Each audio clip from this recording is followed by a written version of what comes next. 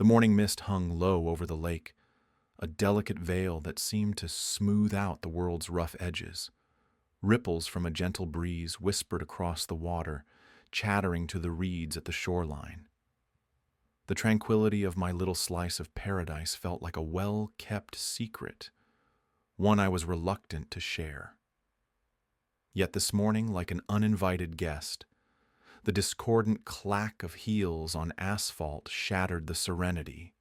Karen approached with all the subtlety of a thunderstorm. I could feel her presence before I saw her, the air around her charged with self-righteousness. She was the president of our homeowners association, a title she wore like armor. Her presence was not a surprise. She'd been circling my boat like a hawk for weeks. The boat, a modest thing, rested patiently on its trailer, a symbol of countless peaceful weekends. Its faded blue paint blended with the lake's early morning hues, a perfect harmony of man and nature.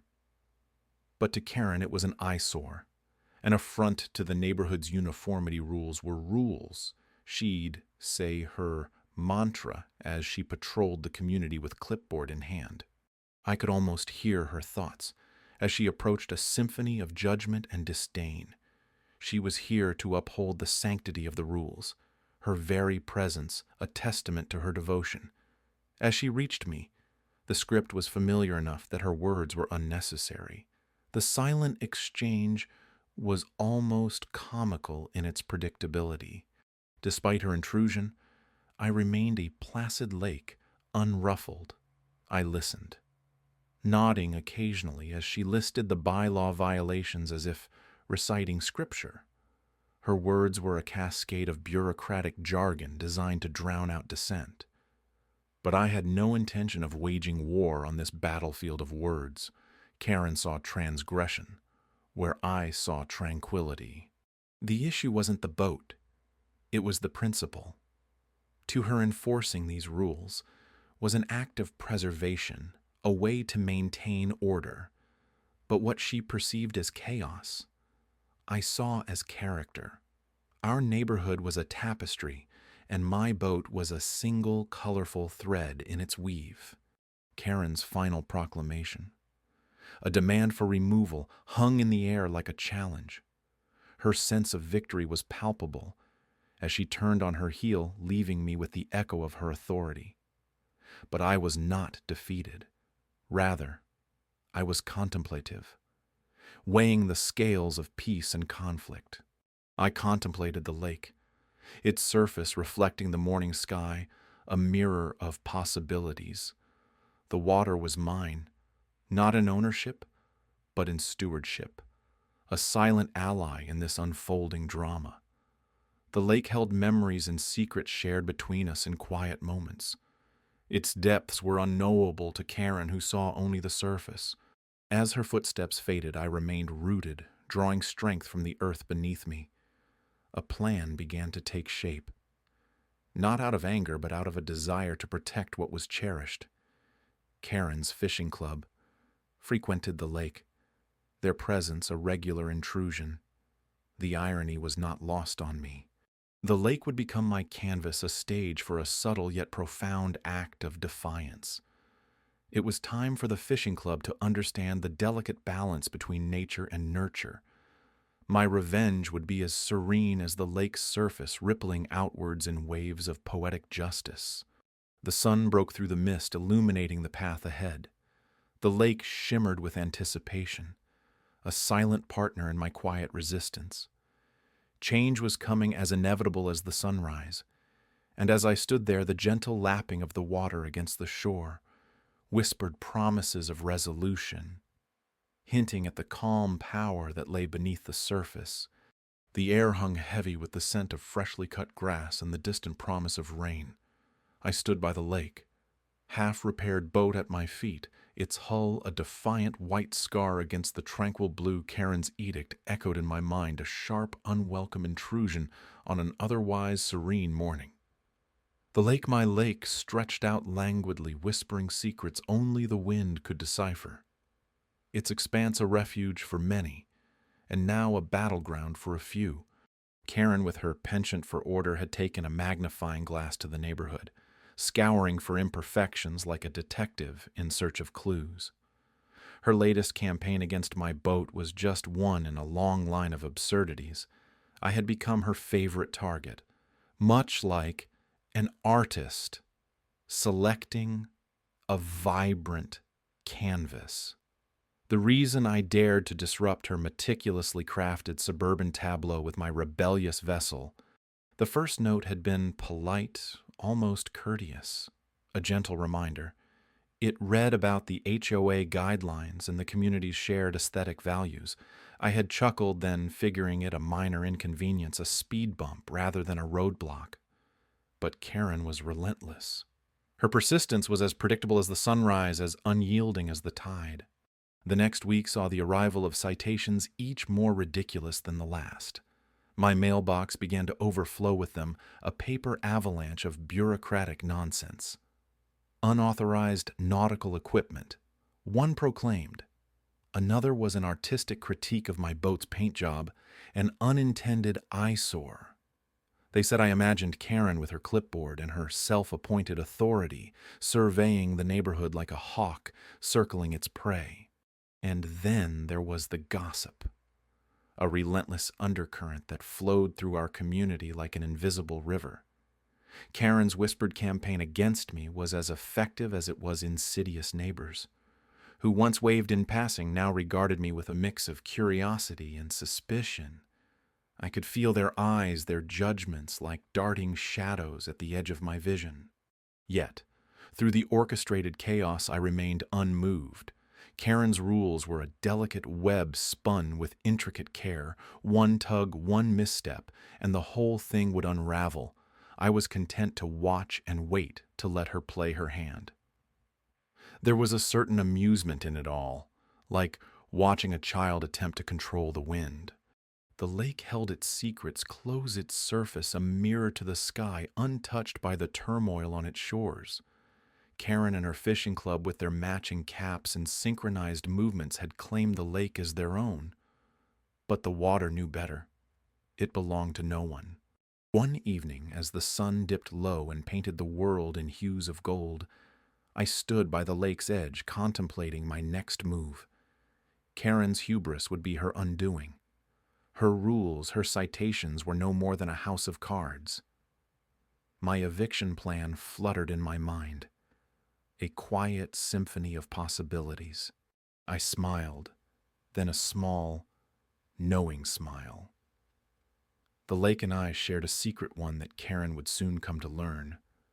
The game was far from over. The sun rose like molten gold, spilling across the sky, casting long shadows over the lake, shifting the tranquil waters from silver to shimmering blue. It was the kind of morning that made everything seem possible, the air crisp with the scent of dew and potential. I stood on my porch, coffee cup in hand, watching the world awaken while my mind whirred like a well-oiled machine. The letter from the HOA still lay on my kitchen counter. Each word was etched into my memory, a row of tiny soldiers marching in a line of condescension. The directive to remove my boat as though it were some unsightly blemish on the landscape had been delivered with the bureaucratic precision of an execution order. It was Karen's doing.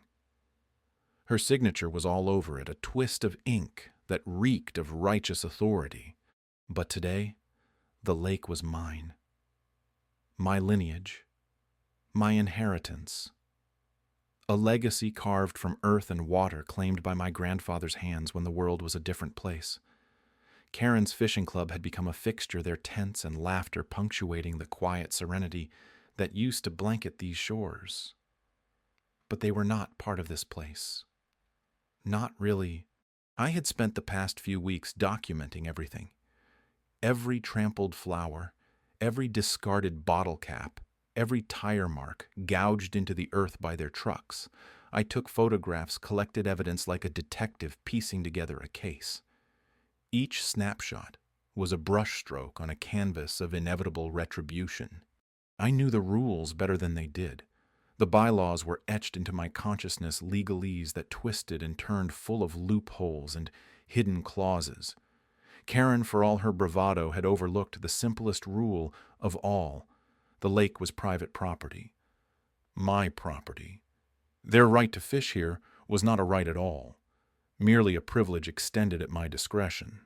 And discretion was a powerful tool. The irony of it all was not lost on me. Karen, waging her petty war over a boat, had failed to see the bigger picture. While she plotted and schemed to rid herself of my humble vessel, she had unwittingly laid the groundwork for her own undoing. I started small. A quiet meeting with a lawyer, a gentle reminder of property rights sent to each member of the fishing club. There would be no more camping without permission, no more fishing without my say-so. The eviction notice was carefully worded, delivered with the precision of a surgeon's scalpel, swift, clean, and utterly devastating. The day of reckoning arrived with the same quiet certainty as the dawn. The fishing club, unaware of the storm I had summoned, set up camp as usual. Their laughter echoed across the water, blissfully ignorant of the tidal wave about to crash down upon them. I watched from a distance the sun casting a golden halo over the scene. My heart beat a steady rhythm, calm and assured.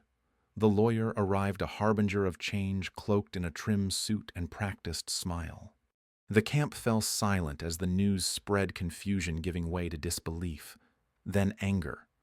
One brave soul approached me, questions in his eyes. I met him with calm resolve, the truth laid bare between us like an unspoken truce. That was when Karen appeared, her expression a storm of outrage and disbelief. Her empire built on the sands of assumption was crumbling, and she could do nothing to stop it. She opened her mouth to speak, but I held up a hand, silencing her with a single powerful word: leave. She did. They all did, one by one. They packed up their gear and retreated their departure, a silent acknowledgement of the boundary they had crossed. The lake was mine once more, a tranquil expanse untainted by their presence. I turned back to the water, a smile playing at the corners of my lips. The battle was over, the victory. Sweet Karen had ordered me to remove my boat, but in the end, it was I who had removed them. The irony was delicious, a reminder that sometimes the quietest voices wield the most powerful echoes. The morning light filtered through the trees, its rays dancing playfully over the surface of the lake. I stood at the water's edge, the cool air carrying the faint scent of pine and damp earth. My boat bobbed gently, a subtle defiance against the recent storm of rules and regulations. The lake was mine, and it would remain mine no matter Karen's relentless attempts to claim it for her fishing club. I could feel the eyes of my neighbors, their curiosity sharp like needles pin-pricking the back of my neck. They had begun to notice the absence of the fishing club, their bi-weekly gatherings now a thing of the past. The silence on those once bustling mornings was more telling than any words could be. I imagined their whispered conversations, their hushed speculations over morning coffee. Karen's influence was waning, and they sensed a shift in power, subtle yet unmistakable. Tensions curled through the neighborhood like smoke, elusive yet ever-present. The air was thick with it, a heaviness that clung to conversations, twisting mundane greetings into veiled inquiries. I watched from a distance, the unfolding drama, a silent film, playing in the corner of my vision. It was an odd sensation being the eye of a storm I had unwittingly created. Karen, of course, was not one to let matters lie. Her presence was a storm in itself, a whirlwind of clipped instructions and pointed glances. She moved with purpose, her heels striking the pavement with determined precision, yet the usual reverence in her wake had dimmed. Whispers followed her, now threads of doubt weaving through the fabric of her authority. I couldn't help but find irony in it all. The very rules she wielded like a sword had turned against her, the blade swinging back in a graceful arc. There was a certain poetry in that, a balance restored in the universe's own chaotic way. As the days passed, the lake took on a newfound tranquility. The absence of the fishing club brought a stillness that was both comforting and unfamiliar. It was as if the water itself was taking a breath, the ripples smoothing into glass. I took solace in that quiet, the knowledge that my small act of defiance had brought about this peace. Yet, beneath the surface unrest simmered. The neighbors once silent, observers grew bolder in their curiosity. Their glances lingered, longer questions lurking in their eyes, though unspoken. I could see it all, the cogs turning in their minds, the subtle shift in their allegiances. Karen's reign was being questioned. Her authority, unraveling thread by meticulous thread. Despite the tension, I remained calm, a rock amidst shifting sands. The irony was not lost on me. Karen had sought to evict my boat, yet it was her own kingdom that was now adrift. The lake, serene and untouched by the human drama, became a symbol of quiet resistance, an unwavering testament to the power of subtle reclamation. In the end, it wasn't a battle of wills that marked the turning point. It was a quiet realization, a collective awakening among the neighbors that the lake, like so many aspects of our lives, belonged not to one, but to all. And in that shared understanding, a new harmony began to form, fragile yet hopeful, like the first light of dawn, peeking over the horizon. As I sat on the porch, the early morning mist rolled lazily across the lake's surface. The air was crisp with a quiet promise of the day ahead. The silence was profound, broken only by the distant call of a lone heron. My mind wandered back to the meeting, the one where Karen had cornered me with her sharpened words and polished smile. Her demand to remove my boat from the lake, a lake my family had owned and cherished for generations, was as absurd as it was infuriating. She had the audacity to flaunt the HOA rulebook like it was scripture, with her fishing club in tow nodding in unison. They never realized the lake was not part of their jurisdiction. It was private property, my property. Yet they fished and gathered like it belonged to them, like I was merely a guest on my own land. Their laughter would echo across the water, a chorus of intrusion. The morning sun began its ascent, painting the sky in hues of orange and pink. I allowed myself a small smile. Today would be different. I had spent countless hours in quiet preparation, consulting with the lawyer my father had trusted, navigating the labyrinth of property laws and HOA bylaws. Knowledge was a powerful ally, more potent than any confrontation. The legal document sat heavy in my hands, a thin stack of paper, but carrying the weight of justice. It was not about pettiness or revenge.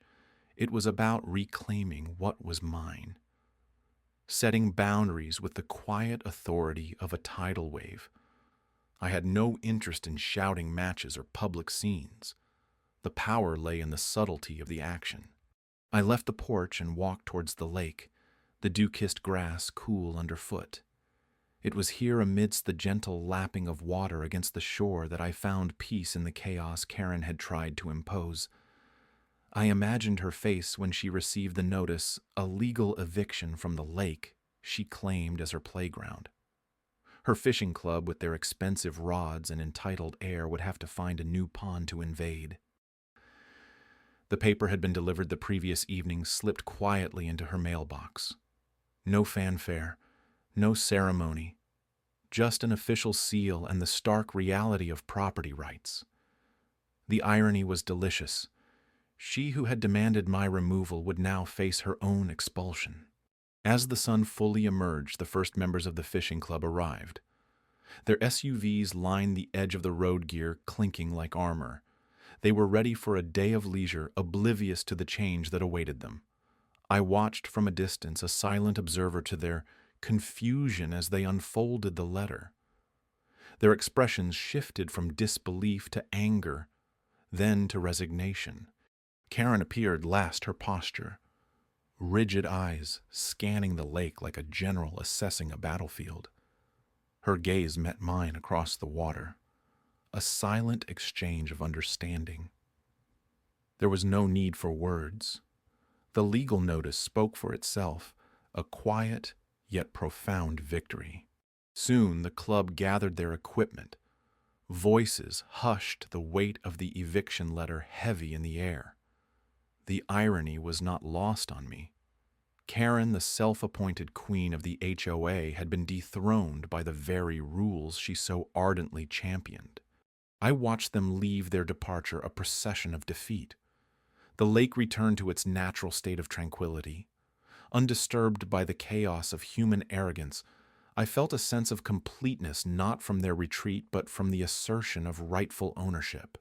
As the sun climbed higher, I took my boat out onto the water. It glided smoothly, unburdened by the weight of unwanted visitors. The lake was mine, as it should be, calm, quiet, and powerful in its solitude. A fitting end to the chapter Karen had unwittingly penned. The dawn broke quietly over the lake as if the world itself had exhaled a sigh of relief. Mist curled from the water's surface, a gentle embrace that softened edges and muted colors. In this hushed prelude, the chaos of past days seemed a distant echo. I stood at the edge of my property, the lake, now a mirror that reflected the shifting sky. It was serene, unbothered by the human drama that had momentarily disturbed its peace. My boat bobbed gently at the dock, a steadfast sentinel. Its presence here had been a point of contention, a catalyst in a drama that had spun out of control. HOA Karen, as she was infamously known, had underestimated the will of a community pushed too far. Her insistence on removing my boat was just another power play, an attempt to impose her will on a space that had its own soul, its own history. The fishing club she championed thought they owned the lake, but they were mistaken. The lake belonged to itself, and to me. The decision to revoke their access had not been made lightly. It had felt like balancing on the precipice of a decision that, once made, would change everything. But as the locks clicked into place and the no trespassing signs went up, there was a sense of justice being served, a poetic symmetry to their eviction. The irony was not lost on me. Karen and her cohorts had believed they could carve out a piece of the lake for themselves, annexing it with rules and regulations that served their interests. But the community was weary of her reign, her imperious demands that left little room for compromise or kindness. So, the lake had been reclaimed not just physically but symbolically. It was a declaration of sorts, an affirmation that we, the collective voices of the community, would no longer be silenced by the tyranny of Karen's clipboard. In the days that followed, the lake became a refuge once more. Families returned to picnic by its shores, children's laughter mingling with the sound of lapping waves. Anglers cast lines from kayaks, their presence a gentle reminder that the lake's gifts were to be shared. The absence of Karen's fishing club was palpable, but not mourned. Life resumed its rhythm, each ripple on the water, a testament to resilience and unity. The community found its footing, and in doing so, it found each other again. Neighbors spoke with ease, no longer wary of the invisible eyes that had once scrutinized their every move. There was a sense of belonging that had been missing, restored by the collective act of standing together. Karen, sidelined by her own hubris, retreated into the background. Her influence waned, reduced to a whisper in the halls of the HOA meetings. It was a quiet defeat, yet profoundly felt. The power she had wielded so recklessly had slipped through her fingers, leaving her with little more than whispers of what once was. I watched the sun rise higher, painting the lake in hues of gold and amber. The world was righting itself, the chaos settling into a new order, one where the lake in its quiet majesty remained the heart of our community, and I, a caretaker of sorts, stood watch, knowing that sometimes to protect what matters you must be willing to stand alone, even if only for a moment. In the end, the lake was ours again, and perhaps it always had been.